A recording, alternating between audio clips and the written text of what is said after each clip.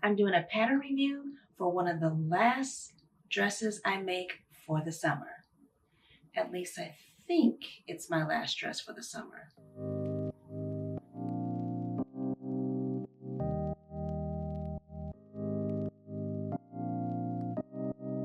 Hey everyone, and welcome back to my channel. If you're new here, my name is Kyla, and I make custom designs, do pattern hacks, home decorating, and a whole lot more.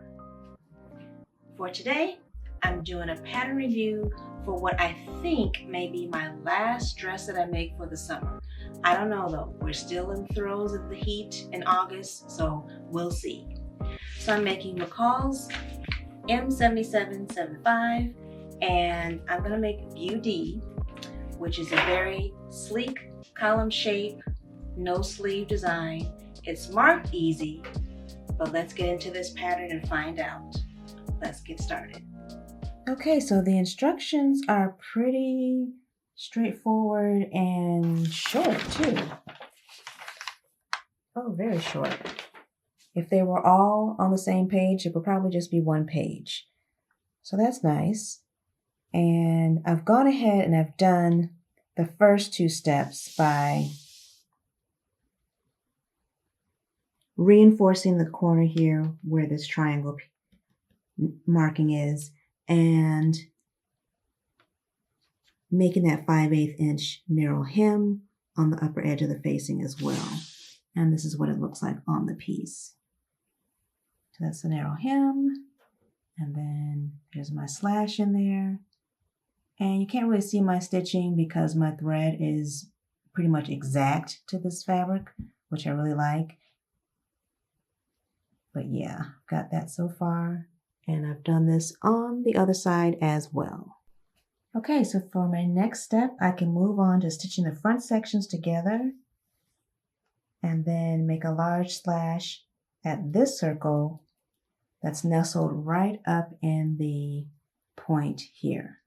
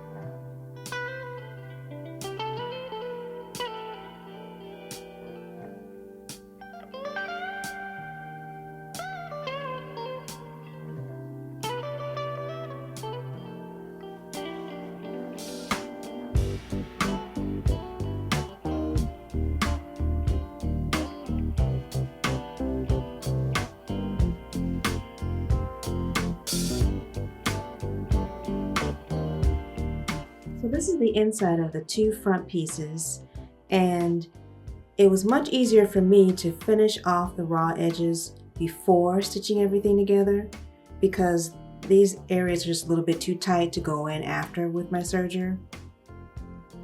And even if you're doing a zigzag stitch, I suggest the same. Just finish your front seams off first and then go about attaching them together. So here's where the angle piece meets that I made the slash cutting.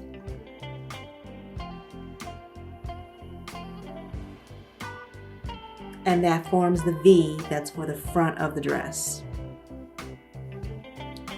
So now that I've got this in place, I can move on to making the 3 pleats, starting at the top shoulders, the second one that's on the actual fold, and then there's a third one on the outer edge.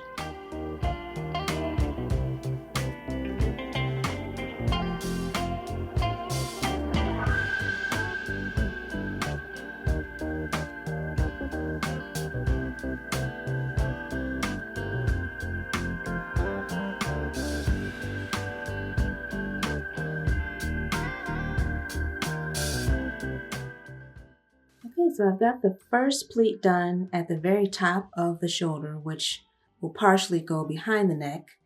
And then I'm on to the next 2 pleats. I'm going to start with the inside one first, bringing the small circles to the large ones, stitching down the stitching line. I'm going to repeat the same for the furthest one to the inside of the V, and then repeat that on the opposite side.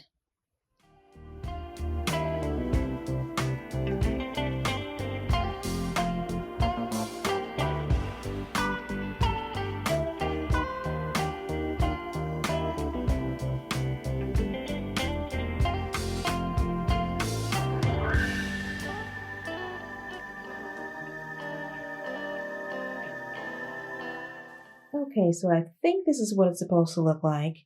It's coming together. I see the gentle folds that are in the front, and then I make the French seam to go around the back of the neck and attach my facing to it.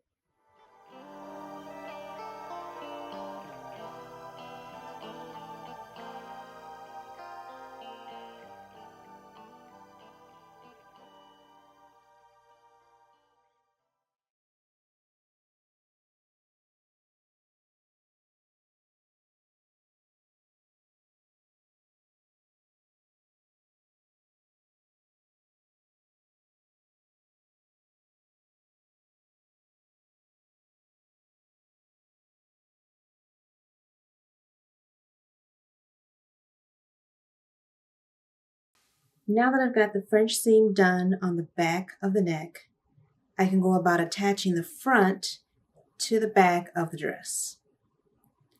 And one thing I want to point out, I jumped the gun and went ahead and finished off the armholes, the armhole edging of the back of the dress. So that's already done. Apparently the pattern instructions want you to finish that after you pin it in place. But I did it the other way around. That's okay. Sometimes this happens in sewing and you just keep moving along. So once I get this pinned to the back, I'll place my back neck facing piece along the edge,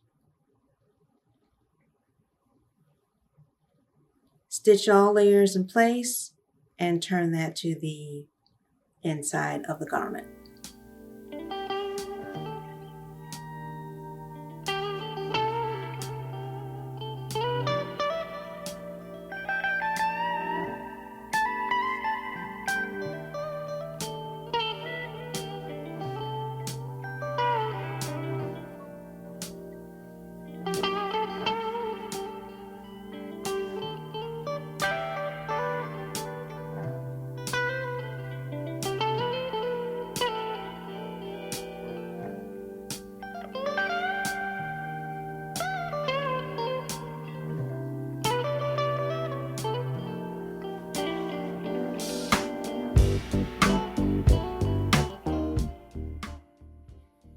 Okay, I'm starting to see how the soft pleats are taking place. I like the placement of the V here, and oh no, this slit in the front is way too high. Okay, yeah, I gotta bring that down at least, I don't know, 6 inches maybe, but I like where it's going, so.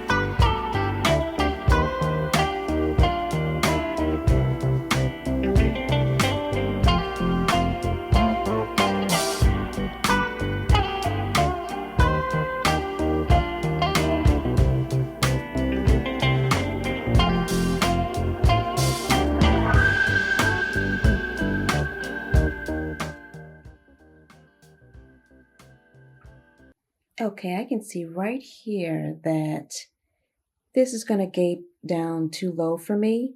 So I'm going to take in about 1 inch after I try it on and just grade my way down a little bit, just so that hole is not gaping too much on both of the armholes. Other than that though, I like how everything else has fallen into place. So I would definitely agree with this pattern being marked easy, and it's definitely an easy pattern to navigate through. Once I got through that freeway of pleats, it became even easier. It's just a matter of training your eye to follow the line with the size that you're matching the two circles to make your pleat. But once I got past that, it was smooth sailing all the way. And I love that it's just fabric, thread, and a small piece of interfacing, and you're done. What I also love about streamlined, solid color dresses is that it just makes getting dressed so easy. You just accessorize them with your hat, your big sunglasses, your purse, and your shoes, and you're ready to go. And honestly, for these hot days that we're still in, that's all I want to be concerned with right now. Is just making it easy and getting out the door. And I like the idea of using a machine stitch at the bottom instead of hand stitching. I mean, for some fabrics like a silk or really lightweight crepe de chine, you might want to do, or you probably should do, a hand stitch. But since I used a washed linen and my thread was so close to the same color of the fabric, the machine stitch worked fine for me. So I'm happy with it, and I can't wait to wear it. Well, that's it for today's video. If you enjoyed today's content, please give me a thumbs up, and I will see you all in the next video. Summer is winding down and fall is right around the corner, and I can't wait to share some of my fall makes with everyone. Bye, guys.